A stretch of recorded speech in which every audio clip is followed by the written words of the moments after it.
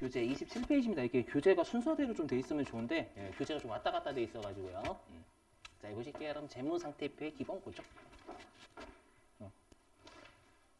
자, 내일은 오시면 바로 실기합니다. 내일. 알았죠? 내일. 우리가 기본적인 것도 많이 나와요. 실제 시험에서 분계가. 아시죠? 보시면. 자, 우리가 이제 재무상태표의 기본 구조인데 재무상태표가 여러분들 자산이 왼쪽 차변이었고 부채 자본이 오른쪽 대변이었죠.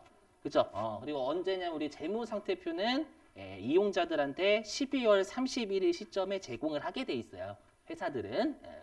자, 근데 우리가 자산이라는 건 내 거죠. 내가 가지고 있는 거. 그럼 자산은 회계에서 어떻게 구분하냐면 그 자산을 너 왜 가지고 있는데 보유하는 목적에 따라서 나눕니다. 자산을. 이걸 반드시 외워주셔야 돼. 순서 물어보거든요. 첫 번째가 뭐냐면 일단 우리가 12월 31일로부터요.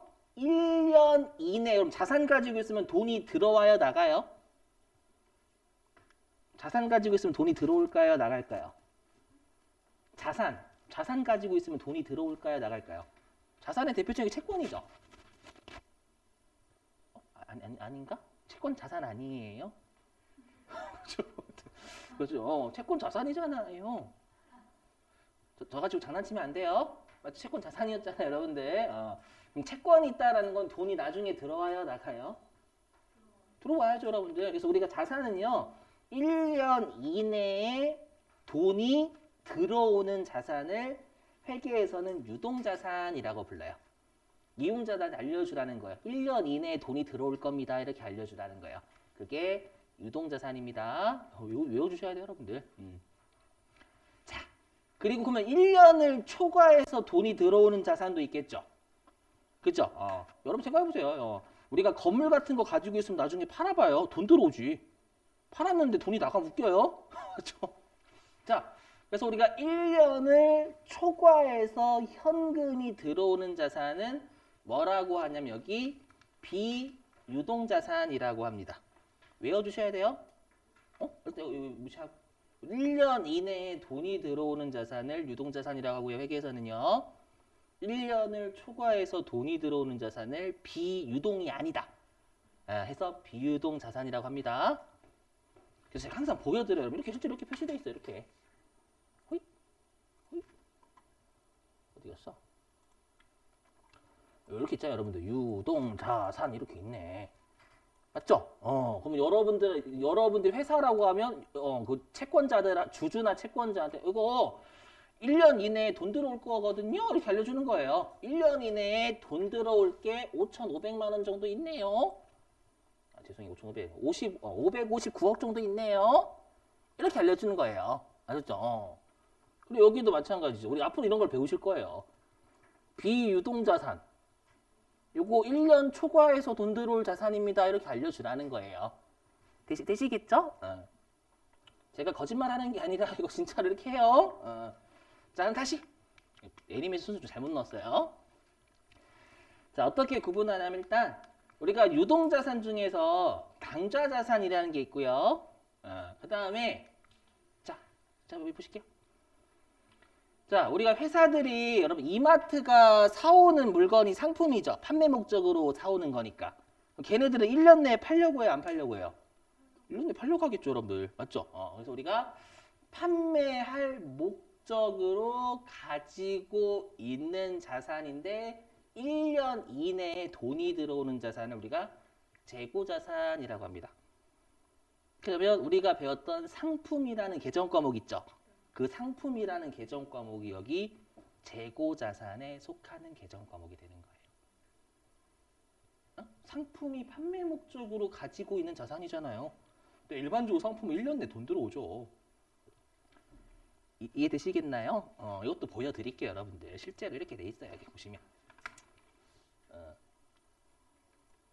자, 여기.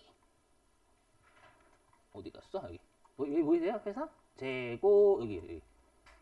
유동자산이 여기 있고, 맞죠? 여기 있고, 아래 여기 재고자산 이렇게 있죠? 이게 판매 목적으로 가지고 있는 겁니다. 라고 알려주는 거예요. 여기가 개정 과목이고요. 아셨죠? 그래서 조심하셔야 돼요. 여러분 우리가 자산 들어가 있는 애들은 다 계정이에요. 맞죠? 여기. 이거 좀 많이 헷갈려 하시는데 우리가 분계를 끊을 때는 계정이 중요한 게 아니라 계정 과목이 중요해요. 물론 계정을 알아야 그게 차변인지 대변인지가 나오지만 우리가 분계를 끊을 때는 상품 끊는 거지 재고 자산을 끊는 게 아니에요. 아셨죠? 그러니까 어떻게 생각하시면 되냐면 우리가 분계를 끊을 때 조직으로 따지면 조직원들을 끊어야 돼요. 상세한 이름들. 근데 여기에 있는 자산이라는 구역에서는 자산이라는 애가 제일 짱이에요. 자산이라는 구역에서 최종 보스는 자산이라는 놈이에요. 거기에 중간 보스가 유동자산이 있는 거예요. 이해되세요? 그 유동자산 아래에 말단 보스가 당좌자산, 재고자산 있는 거예요. 그 재고자산이란 말단 보스 아래에 조직원이 상품이 있는 거예요. 우린 조직원이 중요해요. 조직원이. 아셨죠? 그래서 나중에 재고자산이라고 치면 안 떠요. 아셨죠? 외워주셔야 돼. 자, 그 다음에 우리가 1년을 이거 나중에 할게요. 1년을 초과해서 현금이 들어오는 자산을 비유동 자산이라고 부릅니다. 되셨죠? 자, 그랬을 때. 자, 여러분들이 일반적으로 건물하고 토지를 사는 건 여러분들이 만약에 건물하고 토지를 사는 건 그거 왜 사시는 거예요? LH는 왜 살까요? 토지하고 건물을. LH. 투기하려고. 예전에는 좀 그게 먹혔는데 요즘 많이 잊어버리셔가지고 그 LH 투기하다 난리 났었잖아요, 여러분 한번. 맞죠? 그래서 내가 건물이나 토지를 왜 샀냐면 땅값이나 건물값 오를까봐. 맞죠? 그 우리 막 인터넷 보면 짜증나잖아요. 맞죠? 막 연예인들 뭐 얼마에 사가지고 300억에 팔았다고 하면 막 배가 많이 아픈데? 여러분 안 아픈가요? 전 많이 아프던데? 많이 아프던데가 아니고 배 아파. 그죠? 물론 그들이 열심히 했지만, 그죠? 네, 그러한 목적으로 가지고 있는 것, 시세 차익 얻을 목적으로 가지고 있는 자산 우리가 투자 자산이라고 불러요. 아시죠? 그래서 꼭 여러분들이 내가 왜 샀냐면 나 투자 목적으로 샀어 하면 투자 자산에 속하는 계정이 되는 거예요. 아셨죠?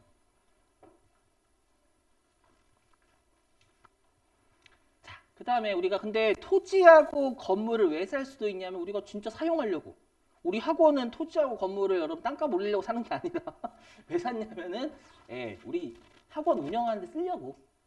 맞죠? 그러한 자산을 뭐라고 하냐 우리가 유형 자산이라 불러요. 형태가 있다.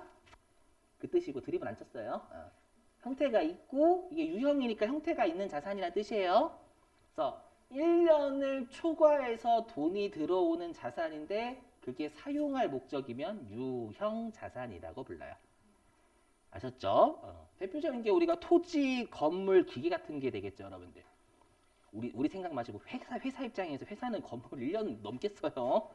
알겠죠? 그 생각하셔야 돼요, 여러분. 절대 우리 입장에 생각하시면 안 돼요. 우리 회사 입장에서 하는 거니까.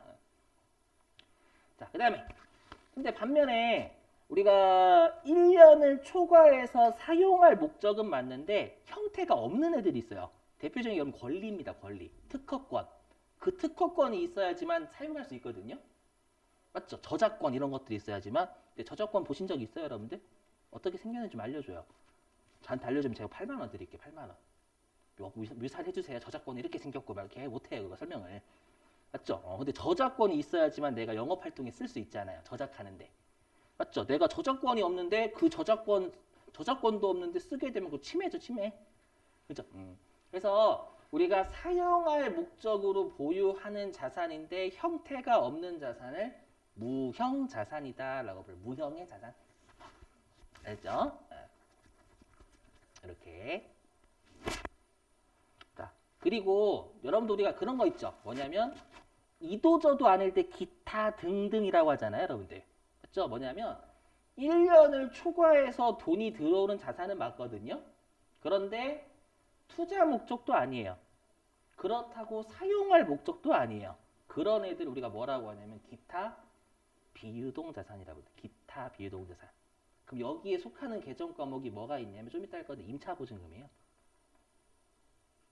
여러분 우리 임차 보증금 자산이었죠. 기억나세요? 그렇죠? 보증금 내면 나중에 돌려받을 권리였으니까 자산이었죠.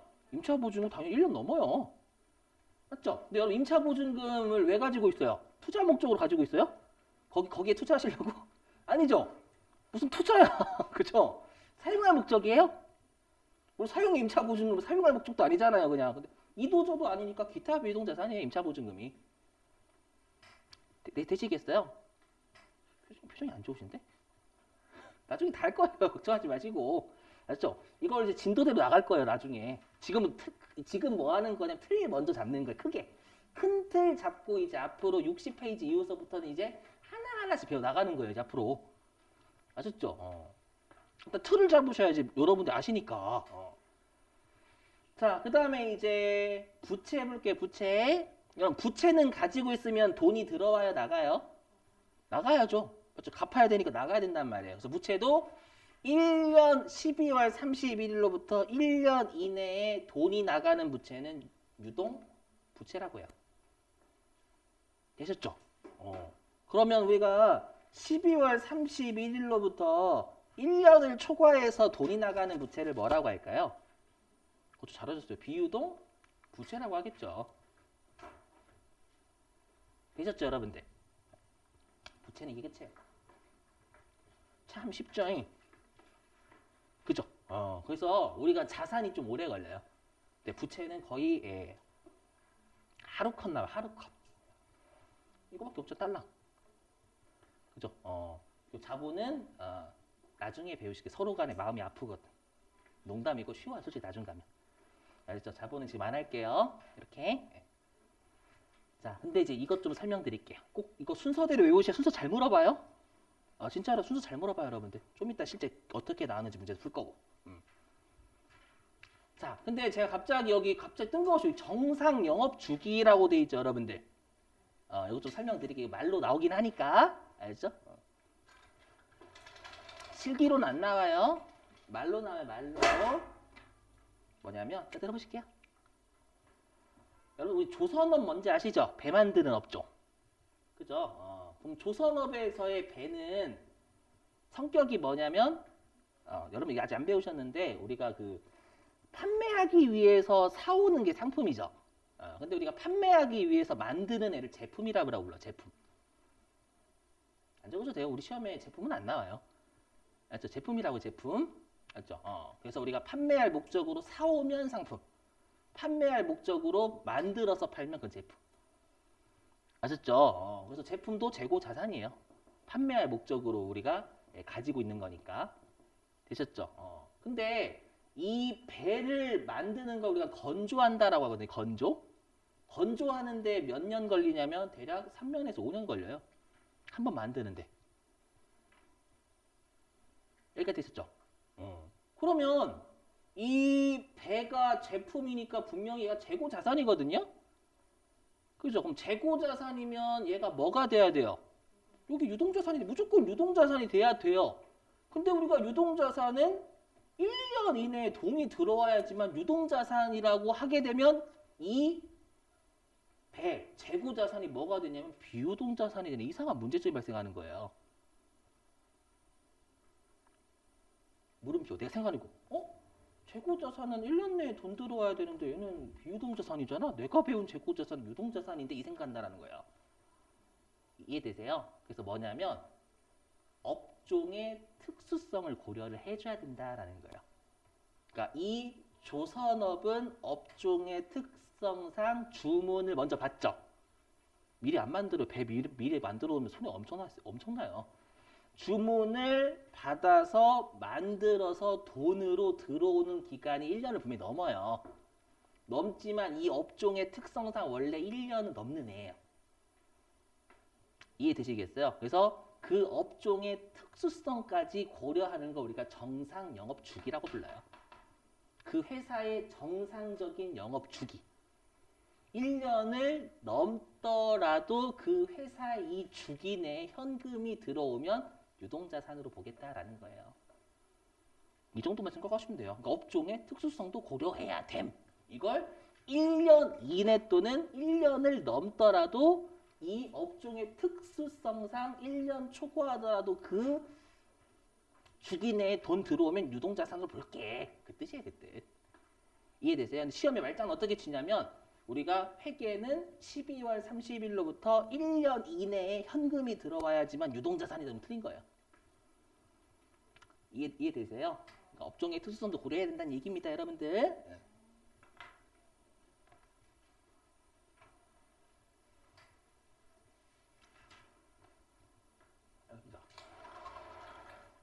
자, 넘어갑니다. 자, 재무상태표의 작성 기준. 이건 아까 했죠, 우리. 계속했어요. 여기. 중요한 거 구분하세요. 그죠? 그래서 중요하지 않은 항목은 통합하세요. 통합이 뭐냐? 합치는 거예요, 여러분들. 이미 아까 설명드렸죠. 외상매출금하고 받으러 오면 구분하지만 미수금 합쳐버린다고. 자, 그 다음에 두 번째, 총액주의. 이거 뭐냐면 자, 제가 여러분들한테 받을 돈이 10만 원 있대요. 되셨죠? 10만 원. 그리고 여러분들이 저한테 주실 돈이 8만 원이 있대요. 그러면 제 입장에서는 채권이 10만 원 있는 거고 채무가 8만 원 있는 거죠. 이해되세요? 그럼 제가 여러분들한테 그냥 2만 원 그냥 주자. 2만 원 줘. 라고 하는 걸 뭐라고 하냐면 우리가 일상생활에서 퉁친다라고 퉁. 그죠? 근데 회계가 퉁친다라고 없어 보이잖아요. 맞죠? 이렇게 퉁치는 걸 회계에서 뭐라고 하냐면 상계한다라고 불러요. 상계. 진짜 상계하는 걸 우리가 퉁치는 걸 회계에서는 상계한다라고 불러요. 회계는 원칙이 상계 안 돼요. 왜냐하면 내 돈 가지고 장사하는 거 아니에요. 그렇기 때문에 저 채권이 10만 원 있고요. 채무 갚을 게 8만 원 있어요. 다 표시해야 돼요. 각각 다. 무슨 말인지 이해되세요? 그게 그래서 제가 말씀드렸죠. 항상 주주들한테 보고해 줘야 돼요. 알죠? 그래서 원칙이 여기 총액으로 기재해 줘야 돼. 원칙이 총액. 알죠? 상계하는 걸 원칙으로 한다면 틀린 거예요. 뭐 어렵지 않으시죠, 여러분들 이거? 자, 그 다음에 세 번째하고 네 번째는 이미 열심히 했어요. 우리 방금 했죠. 뭐냐면 순서. 아까 12월 30일로부터 1년 이내면 유동, 1년 초과면 비유동. 이게 두 번째 줄이에요. 구분한다. 여기까지가. 단 아까 있던 업종의 특수성도 고려해서 정상 영업 주기도 고려하자. 이거예요, 그냥. 읽어보시면 되셨죠? 자, 그 다음에 유동성 배열법은 뭐냐면 우리가 현금의 흐름이 빠른 순서대로 배열을 하자라는 거예요. 응? 그래서 여기 자산과 부채는 유동성이 높은 계정부터 배열한다라고 돼 있죠. 그렇죠? 그 말이 뭐냐면 현금화하기 쉬운 것부터 배열하는 거예요. 여기 보시면. 그럼 여러분들 현금화하기 쉬운 자산이 뭘까요? 가장 빠른 게. 우리 자산 중에서 현금의 흐름이 가장 빠른 자산이 뭘까요? 현금이에요, 그냥. 현금은 그냥 그 상태로 빠르죠. 그죠? 그래서 보시면 여기.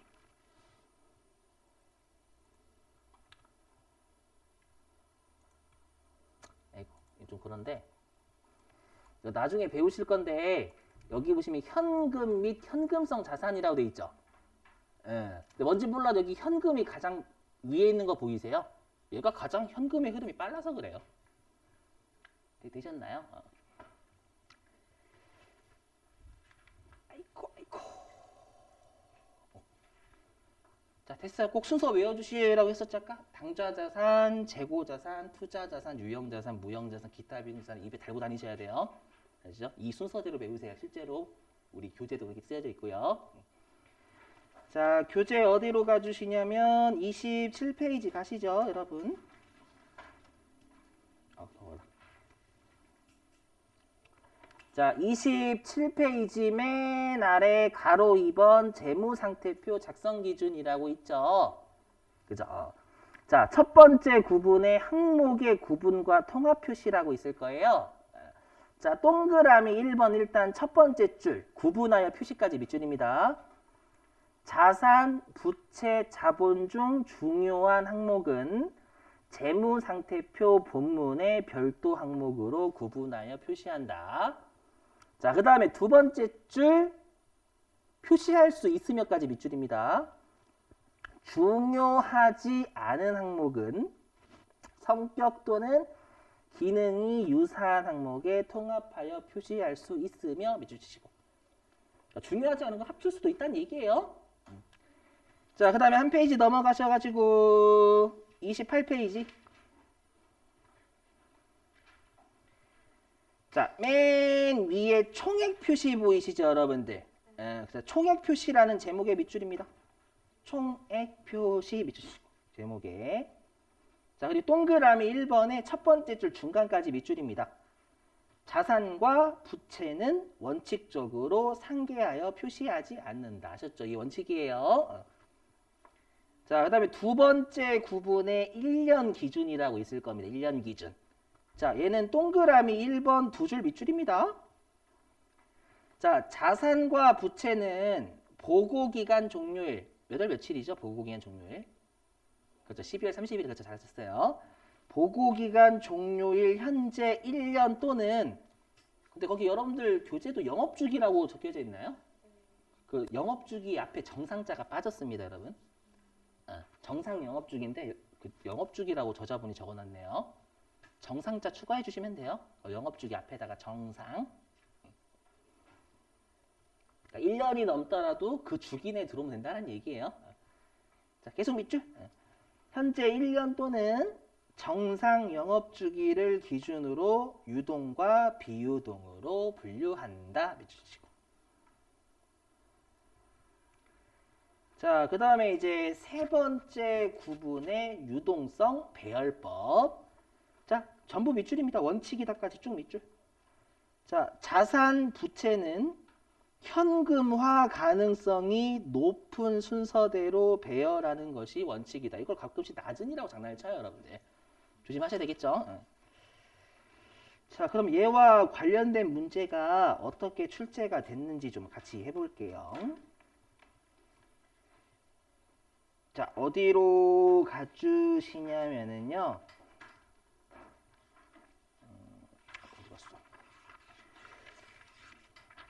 아, 여기 있네. 341페이지. 341. 교재 341페이지. 교재 341페이지. 자, 1번이 1번. 자, 1번입니다. 자, 읽어볼게요. 자, 다음은 재무상태표 작성 기준에 대한 설명이다. 틀린 것은, 자, 동그라미 1번. 재무상태표의 개정 과목은 유동성이 낮은 순서대로 배열한다. 그죠? 여기서 이미 끝났죠, 여러분들? 우리 아까 유동성이 높은 순서대로 배열한다. 높은, 빠른 거. 유동성이 낮다라는 건 뭐 현금 흐름이 잘 통하지 않는다. 그 뜻이에요. 되시겠어요? 그래서 1번이 답입니다. 바로 나오면. 자, 2번. 재무상태표에서 자산, 부채, 자본은 총액으로 표시하는 걸 원칙으로 한대요. 맞죠? 3번은 여러분들 회계 1급 때 배우세요. 회계 1급. 이거 3번 넘어가시고. 동그라미 4번. 자, 자산과 부채는 원칙적으로 결산일이 12월 31일이죠. 결산일 현재 1년을 기준으로 유동 항목과 비유동 항목으로 구분하여 표시한다. 이거 맞는 표현이 원칙이란 말이 들어왔으니까. 맞죠? 그냥 무조건이라고 하면 틀린 거고, 반드시라고 하면 틀린 거고. 지금은 원칙적으로라는 표현이 들어가 있으면 맞는 표현이 되는 거예요. 되시겠죠? 자, 그 다음에 손익계산서 여기 구조. 여기는 달달달달 암기입니다, 여러분. 너무 중요합니다. 너무. 이걸 응용한 문제 정말 많이 내요. 실제 기출문제에서요.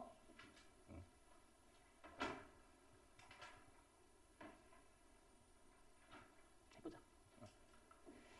자, 우리가 손익계산서는 회사가 1월 1일부터 12월 31일까지 벌어들인 거하고 쓴 것의 내역을 나타내주는 표라고 있죠. 그죠? 그래서 어떻게 돼 있냐면 이렇게 돼 있어요. 다 외우셔야 돼요. 시험에 얘를 응용해서 다 냅니다. 해볼게요. 보시면, 자, 제가 색깔을 좀 구분해 놨어요. 이건 반드시 암기예요. 어떻게 구분했냐면, 여기 파란색 있죠?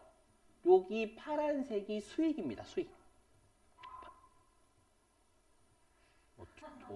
쫄았어요. 무서웠어 방금. 무서웠어. 나 귀하게 자랐는데. 왜 웃으시는 거예요? 귀하게 자란 티 나잖아요, 여러분들. 지금 많이 망가졌지만 귀하게 자랐긴 했어요. 외동입니다, 외동. 자, 그래서 이 파란색이 수익입니다. 그럼 수익은 회계에서 두 가지예요. 삼성전자가 핸드폰 팔았냐 아니면 건물 팔았냐 끝입니다. 뭘까요? 무슨 말일까요? 주된 영업 활동으로 벌었냐 주된 영업 활동 아닌 걸로 벌었냐 이 두 가지밖에 없어요. 알았죠? 그럼 제가 아까 주된 영업 활동을 통해서 벌어들인 수익이 뭐래요? 기억나시나요? 매출이라고 했던 거 기억나세요? 맞죠? 그래서 여기에 매출액 또는 매출 같은 말이에요. 주된 영업 활동을 통해서 벌어들인 걸 매출이라고 해요. 아시죠? 왜냐하면 여러분들 상품 매출만 있는 게 아니라 우리 회사가 만약 삼성전자가 반도체 만들어서 팔면 스마트폰 사와서 팔아요, 삼성전자가? 삼성전자 스마트폰 사와서 안 팔아요. 만들어서 팔지. 맞죠? 그건 우리가 제품 매출이라고 해요, 제품 매출. 아시죠? 그래서 우리가 상품 매출이든 제품 매출이든 주된 영업 활동을 통해서 팔면 매출이라고 해요. 아셨죠? 이 매출에 속하는 아까 계정 과목이 상품 매출이 있었던 거고. 아셨죠? 그러니까 지금 하는 애 전부 다 포괄적인 애들이지 계정 과목이 아니에요. 다 계정이 계정. 자, 그리고 삼성전자가 건물을 팔았대요. 주된 영업 활동 아니죠? 이렇게 주된 영업 활동이 아닌 걸 회계에선 영업 외라고 불러요. 영업 외적인 애들. 우리 회사의 주된 영업 활동 아닌 거 그 뜻이에요. 영업 외가. 되셨어요? 그래서 여기 있죠. 영업 외 수익. 말 그대로 우리 회사의 주된 영업 활동 아닌 일회성 수익을 우리가 영업의 수익이다라고 불러요. 일회성 수익. 되시겠어요? 그래서 주된 영업 활동 아닌 것으로 벌어들인 걸 영업 외 수익이라고 합니다. 알죠? 자, 그 다음에 여기 빨간색은 뭐냐면 비용입니다. 빨간색은 비용입니다.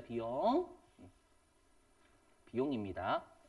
아마 이걸로 보시는 게 좋으실 거예요. 교재는 별로 이렇게 잘 정리가 안 돼 있더라고요. 자, 뭐냐면 아까 우리가 매출 원가라고 있었죠. 만약에 삼성전자가 이마트라고 해요. 삼성전자는 제품 파는 거니까. 자, 이마트가 60만 원짜리 상품을 100만 원에 팔았대요.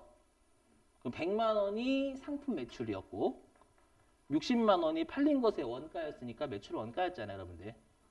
맞죠? 그래서 여기 매출을 하였을 때인데 여기에서 매출은 모든 걸 팔았다고 매출이 아니에요. 주된 영업 활동을 통해서 팔아야 매출이에요. 아시죠? 매출을 했을 때 구입한 상품의 원가를 우리가 매출 원가라고 합니다. 그러니까 60만 원이 매출 원가예요, 여러분. 방금 사례로 따지면 100만 원이 상품 매출인 거고. 되시겠어요? 다시 한 번 말씀드리지만 매출 원가가 당연히 비용이어야 돼요, 여러분들. 그렇죠? 그래야지만 이익이 40만 원 나오잖아요. 그죠? 그래서 보시면 여기. 그래서 우리가 매출액에서 매출 원가를 빼면 얘를 우리가 뭐라고 하냐면 매출 총이익이다라고 불러요. 매출하면서 순수하게 마진 남은 게 이익이잖아요, 여러분들. 맞죠? 여기다 숫자 대입해 볼까요? 숫자 좀 대입해 볼까? 그래서 예를 들어 가지고 우리 회사가 매출이 200원이래요. 응? 200원. 근데 매출 원가가 60원이래. 60원. 그럼 140원을 매출 총이익이다라고 불러요. 그렇죠? 되셨죠? 자, 근데 여러분 삼성전자가요. 그 반도체나 핸드폰 팔려면 종업원들 뭐 줘야 돼요? 급여 나가야죠. 그 다음에 갤럭시 같은 거 새로운 기종 나오면 뭐 해줘야죠, 여러분들? 광고 때려, 광고. 맞죠? 광고 때려야 되고요. 그렇죠? 그 다음에 또 뭐도 나가냐면 운반비 같은 거 나죠. 운반비 같은 거. 맞죠? 이거 다 주된 영업 활동과 관련돼서 쓴 거예요, 아니에요? 관련돼서 쓴 거죠. 그리고 우리가 회계에서 뭐라고 하냐면 판매비 또는 그 관리비 합쳐서 판매비와 관리비다라고 불러요. 응? 상품이나 제품을 팔면서 상품이나 제품을 판매하면서 쓴 비용 또는 관리하면서 쓴 비용을 판매비와 관리비라고 부릅니다. 아셨죠? 그러니까 이거죠. 우리가 판매비와 관리비는 주된 영업 활동을 통해서 쓴 거예요. 되셔요? 그게 매출 원가가 아니면 다 판매비와 관리비라는 계정에 속하는 애들인 거예요. 되실까요? 그래서 여러분 표정이 안 좋으신 것 같아가지고 보여드릴게요. 그래서 제가 안 끄고 있는 거예요. 여기 보시면. 그래서 준비했어요, 여러분들. 여기. 보이세요, 여기? 여기 보이시죠? 판매비와 관리비. 이게 주된 영업 활동에서 쓴 비용이라면서요, 여러분들. 여기 보이세요? 급여? 퇴직급이 뭔지 아시겠죠? 조금 퇴직금 나가야 될 거 아니에요, 여러분들. 그죠? 근데 복리후생민 뭘까요? 회식하거나 그런 거. 맞죠? 아니면 종업원하고 야유회 가는 거. 나중에 다 할 계정 과목들이에요. 그 다음에 이것도 있죠. 여러분. 통신비 나가야 당연히 여러분들 전화도 해야 될 거 아니에요, 일하려면. 맞죠? 그 다음에 임차료도 나갈 수 있고. 그죠? 그 다음에 운반비도 지출할 수도 있고. 그 다음에 접대도 할 수 있는 거고. 맞죠? 그래서 우리가 판매비와 관리비라는 건 계정이에요. 주된 영업 활동을 통해서 쓴 거. 그럼 얘네들 전부 다 거기에 속하는 상세한 이름인 계정 과목이 되는 거예요. 아셨죠? 그래서 지금 하는 건 전부 다 계정 과목을 하는 게 계정을 하는 거예요, 여러분들. 아셨죠? 근데 그러면 여러분 나중에 계정 과목 할 때 여기에 속하는 계정 과목이 뭔지 물어봐요. 아셨죠? 되셨죠, 여러분들? 그래서 판매비와 관리비는 주된 영업 활동을 통해서 쓴 걸 다 판매비와 관리비라 부르는 거예요. 되시겠죠? 아이고 힘들어.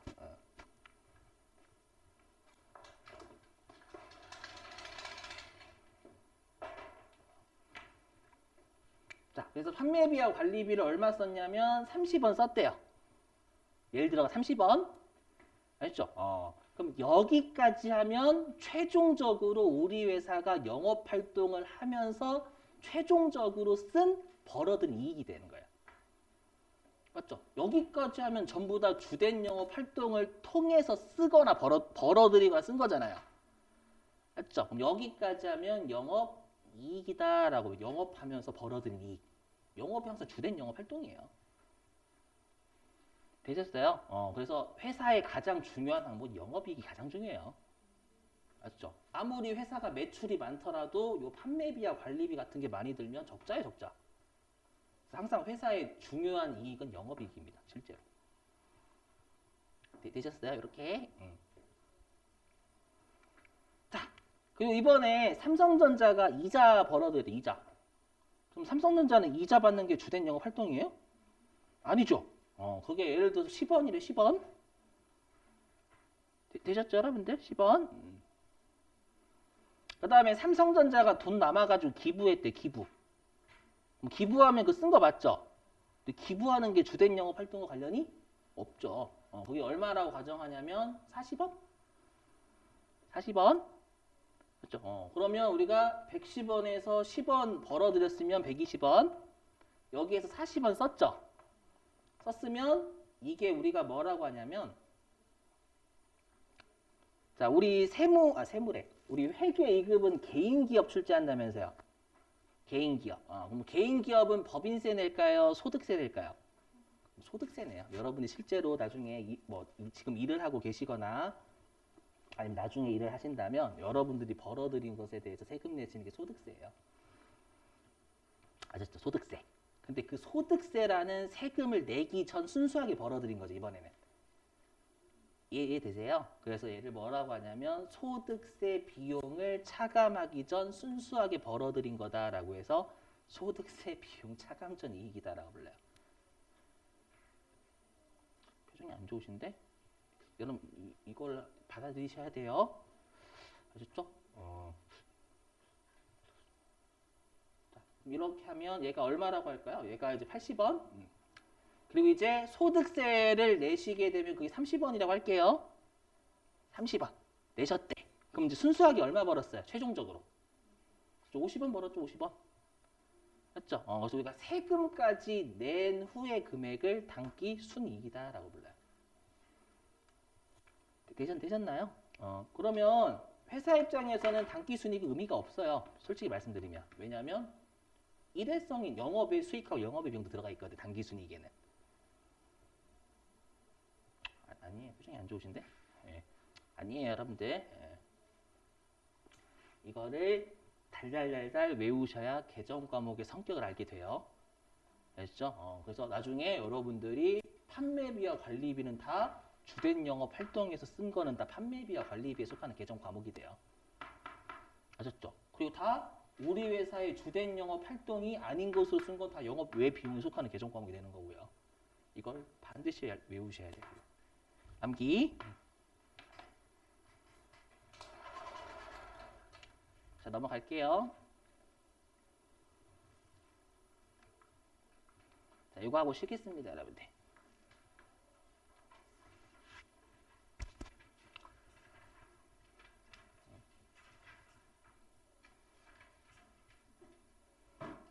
아마 뒤에는 그 개정 과목이 있을 건데 개정 과목 지금 할 수가 없죠, 여러분들. 우리가 하나하나씩 하면서 할 거니까.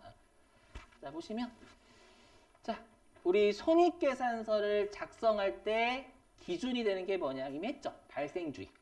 뭐냐면 수익하고 비용이잖아요. 우리 손익계산서니까. 그렇죠? 수익하고 비용은 발생만 하면 적어요. 여기까지 되셨어요, 여러분들? 근데 갑자기 여기 있죠. 기간에 정당하게 배분된다라고 돼 있잖아요. 배분이 뭘까요? 뿜빠이. 그죠? 근데 여기 뿜빠이라 쓰면 없어 보이잖아요, 여러분들. 자, 무슨 말인지 들어보실게요. 자, 제가 여러분들한테 만약에 강의료를 받는데요. 강의를 여러분 저한테 직접 주신대요. 그럼 강의료가 저희 수익이 되겠죠. 이해되시겠어요? 자, 근데 회계에선 제가 만약에 여러분들한테 강의를 한 적이 없어요. 근데 여러분들이 강의료를 얼마라고 할까? 100만 원 먼저 주신 거예요. 그러면 회계에선 전 수익을 못 잡아요. 수익 못 잡아요? 왜 못 잡을까요? 강의료, 제가 우리 회계에서는 수익은 발생해야 적어요. 그럼 제가 강의료를 수익으로 잡으면 강의를 해야 돼요. 맞죠? 근데 강의를 안 했으니까 저는 그걸 수익으로 잡을 수가 없어요. 회계에서는. 어떤 느낌인지 이해되세요? 강의를 하면서 수익 잡아야 돼요. 그렇죠? 예를 들어가지고 제가 여러분들한테 그 200만 원 받았는데 강의를 총 몇 시간 해야 되냐면 500시간 해야 돼. 500시간. 그렇죠? 500시간짜리 200만 원 받은 거예요. 근데 제가 2022년도에 300시간의 강의를 한 거예요. 그럼 60% 했죠? 그럼 여러분들한테 200만 원 받은 거에 60%인 120만 원만 2022년도에 수익을 잡아야 돼요. 이해되세요? 예. 자, 그리고 나머지 200시간은 다음 연도에 해서 마무리했대요. 그럼 다음 연도에는 40% 했죠. 강의를. 그러면 200만 원에 40% 80만 원 그렇게 잡으라는 얘기예요. 이해되세요? 그래서 우리가 건설하는 회사 있죠. 건설하는 회사는 돈 받았다고 수익 안 잡아요. 건설하면서 수익 잡아요. 건설이라는 행위를 해야 그게 수익을 일으키는 사건이 발생한 거잖아요. 빨리 이 개념을 받아들이셔야 돼요. 아셨죠? 이 개념 안 받으시면 회계 힘들어요. 돈 받았을 때 수익이다. 안 돼요, 절대. 제발, 플리즈. 아셨죠? 빨리 그 생각 버리셔야 돼요. 물론 친구한테 가서 그런 생각 하시면 안 돼요. 너 돈은 받았지만 수익이 아니야. 발생하지 않았거든. 하면 맞아 죽어요. 아셨죠? 우리 회계할 때만. 아셨죠? 그 뜻이에요, 그 뜻. 아시죠? 그러니까 기간이 그 연도만 내가 그 행위를 했으면 상관이 없는데 그 내가 건설이라는 행위나 강의를 하는 행위가 3년 동안 있으면 3년 동안 나눠서 잡으라는 얘기예요. 어떤 느낌인지 되시겠어요? 그래서 발생주의가 너무 중요해요. 진짜로 회계 잘 하시려면. 그렇죠? 수익, 비용 발생주의. 자, 근데 좀 애매하죠? 그럼 발생을 했으면 수익이나 비용 잡으라는 거 알겠는데 그럼 언제 발생했는데? 맞죠? 언제 발생했는데? 이게 이렇게 적혀져 있어요. 뭐냐면 우리가 재화는 인도하였을 때 수익이 발생했다라고 봐요. 여기 실현주의는 수익에 대한 거 수익. 맞죠? 수익은 언제 잡냐면 재화는 인도했을 때. 돈 받았을 때 아니에요. 조심. 빨리 받아들이셔야 돼요. 이건 회계의 대원칙이에요. 발생주의. 그 다음에 용역 있죠. 혹시 용역 들어본 용역? 용역이 서비스하는 거죠. 용역은 진행 정도라고 돼 있어요. 진행 정도. 응? 제가 아까 했던 강의가 용역이에요. 제가 여러분들한테 제공하는 게 용역이에요, 여러분들. 제가 여러분들 물건 드리는 거 아니잖아요. 그래서 제가 아까 60% 진행해서 60% 잡았잖아요, 여러분들. 그리고 2023년도 40% 진행이 40% 그렇게 잡으라는 얘기예요. 되시겠어요? 자, 그 다음에 이제 수익 비용 대응의 원칙. 자, 뭐냐면, 자, 우리가 얘를 이름만 놓고 보면 수익하고 비용은 대응이 돼야 된다. 이런 말이잖아요. 그죠? 근데 아니에요. 이거 비용에 대한 원칙이에요. 비용에 대한 원칙. 무슨 말이냐면, 자, 우리 항상 회계에서는 비용은 수익을 따라다니게 돼 있어요. 무슨 말이냐?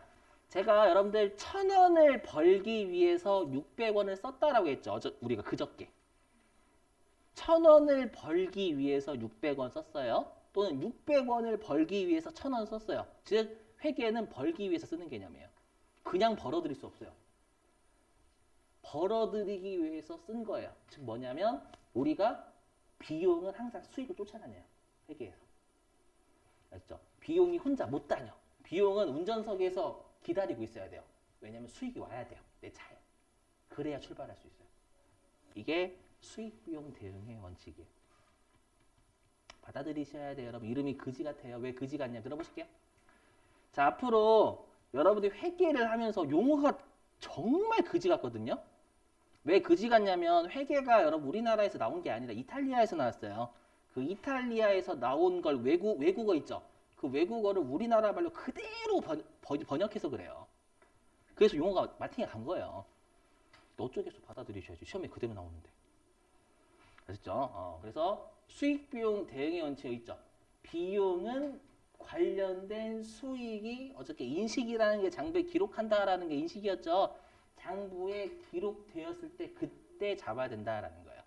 이거 되게 중요합니다. 그렇죠? 원칙적으로 비용은 수익이 안 잡히면 못 잡혀요. 암기. 예. 그다음에 총액주의는 아까 이미 했었죠. 수익하고 비용도 총액으로 각각 보고하라는 거예요. 퉁치지 말고. 끝.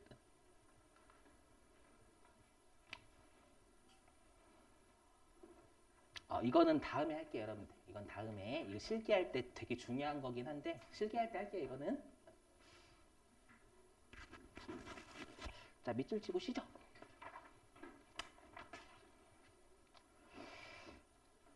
자, 교재는 34페이지입니다.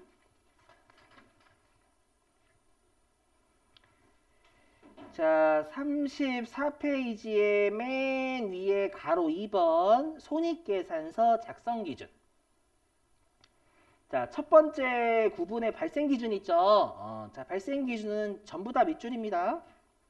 수익과 비용은 그것이 발생한 기간에 정당하게 배분되도록 처리한다. 제가 말씀드렸죠. 회계는 그 산수보다 말이 더 짜증나요. 계속 하시다 보면 진짜 한국말 더럽게 한국말 아니어서 그래요, 여러분들. 아시죠?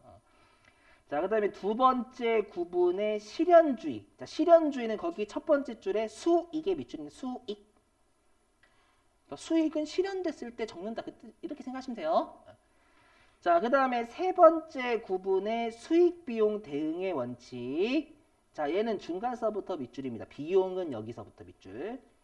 비용은 관련 수익이 인식은 장부의 기록. 인식된 기간에 인식한다. 즉 비용은 수익 따라다녀야 된다. 그 뜻이죠. 해석하면. 자, 그 다음에 네 번째 칸의 총액주의. 밑줄 좀. 수익과 비용은 총액으로 기재한다. 자, 됐습니다. 일단 10분 쉬셨다가요. 그리고 나서 이거와 관련된 좀 기출문제 풀어볼게요. 자, 10분 쉬셨다가 9시 시작하죠, 여러분들. 10분 쉬시죠.